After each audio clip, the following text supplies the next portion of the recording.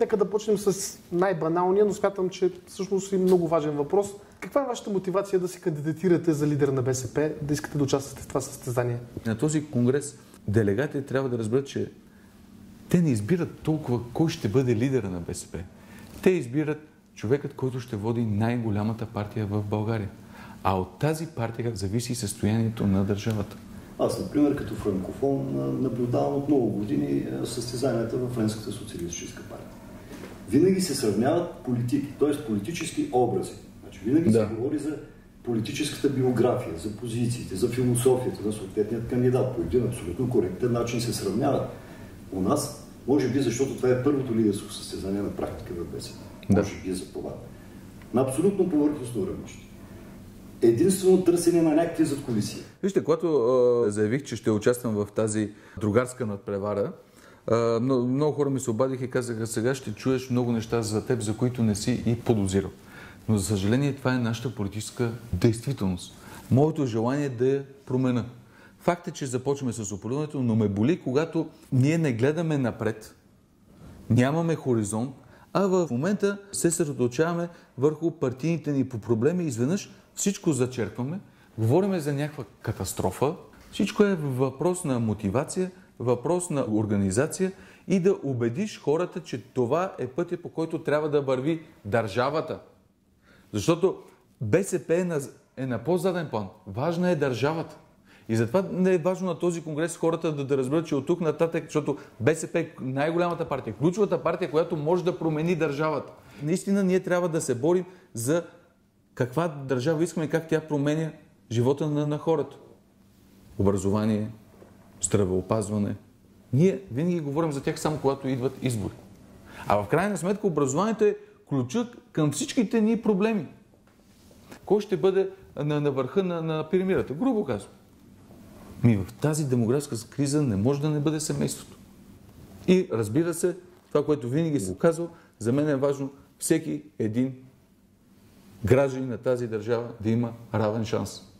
А каква тогава промяна предлагате на БСП? С каква програма се кандидатирате? Какво искате да се промени в партията? Аз няма да отрека това, което се случи до момента и няма да хвърлям камъни върху партията.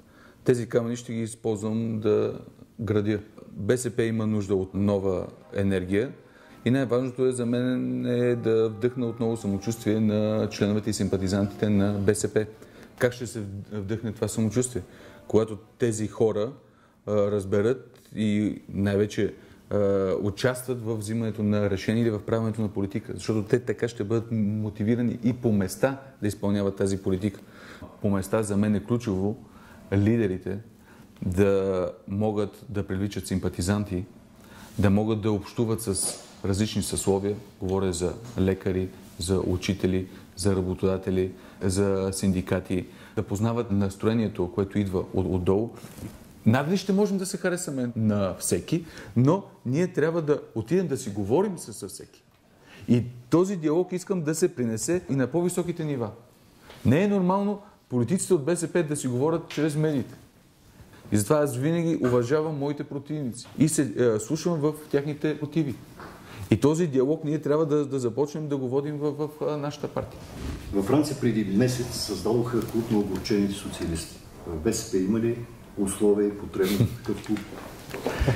На този етап мисля, че има, но желанието ми е такъв клуб да няма. Част от това огорчение се почувства сега на европейските избори, когато много леви избиратели просто не излязоха да гласуват, въпреки че ясно знаеха, че резултатът на тези избори е важен за БСП, важен е за управлението. Въпросът е защо не излязоха да гласуват? Дали защото не разглеждат БСП като една партия на компромиса, вече станала твърде компромиса със свои принципи, и дали коалиционната политика също така не влияе на това огорчение? Да, ние сме в момента в управлението на държавата. Ние имаме коалиционен партньор, същевременно нямаме коалиционно споразумение. БСП трябва да влиза в управление само когато е 100% уверена, че ще реализира програмата си. А това ще стане, ако има силен гръб вътре в партията и достатъчно обществена подкрепа. Навсякъде из страната, където бях в тази кампания, хората, между другото, за първи път го чувам така, казваха: не е ли време да се явим като Българска социалистическа партия на избори? Голяма част от симпатизантите и от членове на БСП го искат. И аз това го усещам, когато се срещам с тях. Аз също смятам, че следващата евентуална коалиция за пресрочните, с която ще се явим на пресрочните избори на 5 октомври, трябва да бъде БСП или лява коалиция, или обединени ляви, но коалиция за България, считам, че това вече е така един изтъркан формат. В идейно отношение БСП има ли нужда от промяна? Трябва ли нещо да промени като позиции, като тези си, които защитава? Не като документи. Работи беше единственият министър, който ясно говореше за силно присъствие или отношение на държавата към икономиката и беше много самотен в това правителство. С тази позиция. Възоснова на всички изказвания по отношение на Уралва, по отношение на Ремотекс, по отношение на ВМЗ Сопот и маса други неща, винаги съм твърдял, че ти си автентичният социалистически министър в това правителство. Но самота. Държавата е изключително важна роля играе за промяна на живота на хората. И тук през тази една година, в качеството на министър, като част от правителството, се опитах именно чрез държавна политика да подпомогна няколко предприятия. С едното успях. Имаше огромна съпротива да се подпомогне ВМЗ Сопот.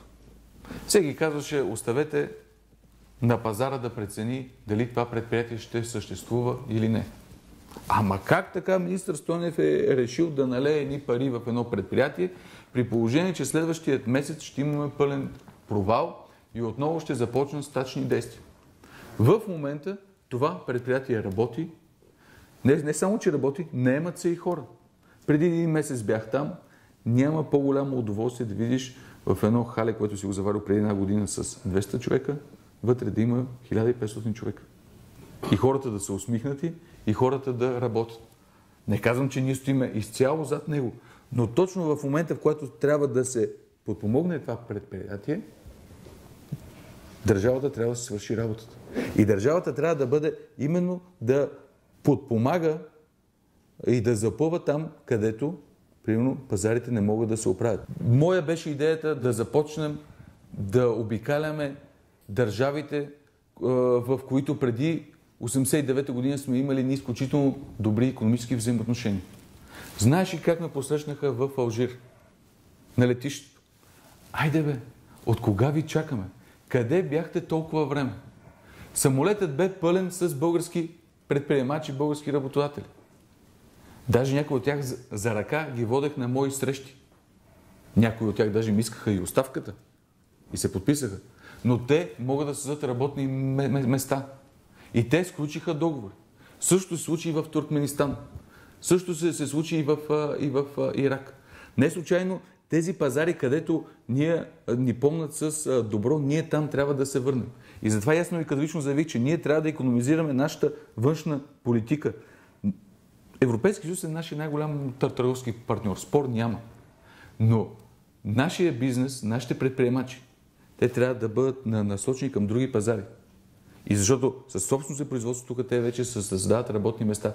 Но държавата трябва да им помогне. Преди една година се случи инцидента в Мина Ураново. Тогава запомнил съм едно изречение от вас. Едно изречение, което не мога да отрека, много ме впечатли. Дивият капитализъм първо мисли за парите, после мисли за хората. До кога в България капитализмът ще е толкова див?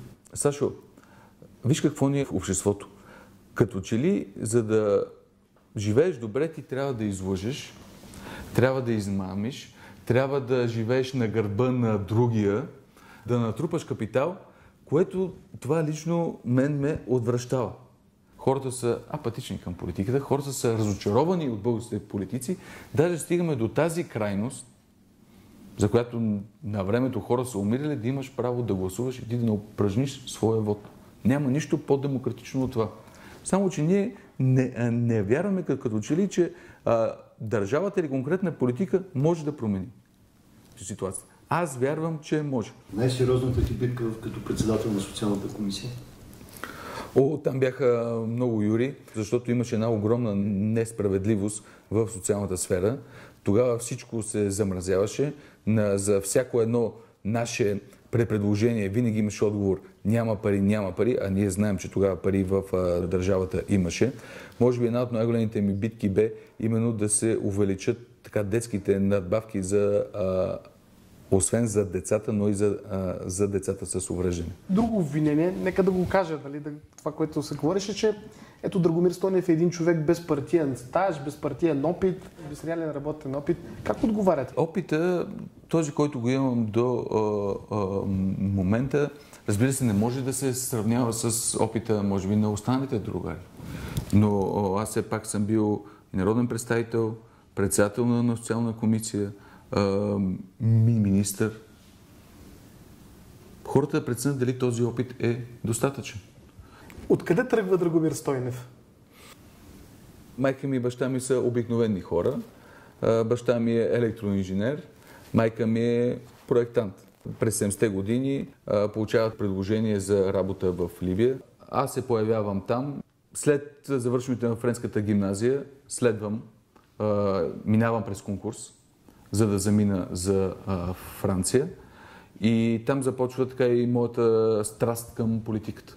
Започна да се интересувам от политика, следя дебати по телевизията, чета вестници, но откъде така дойде искрата?